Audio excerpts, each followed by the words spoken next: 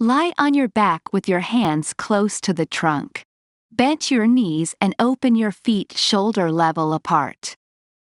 Place your palms on the floor beside your head, fingers pointing toward your shoulders.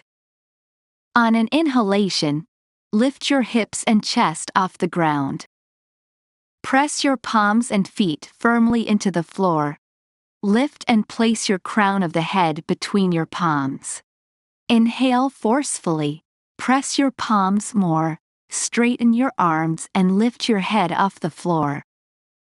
Try to push your knees towards the head and palms down to raise your body more up.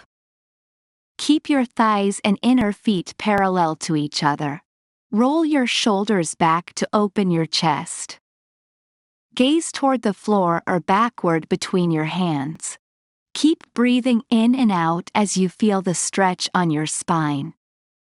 To come out of the pose, slowly lower your body back down to the ground with control.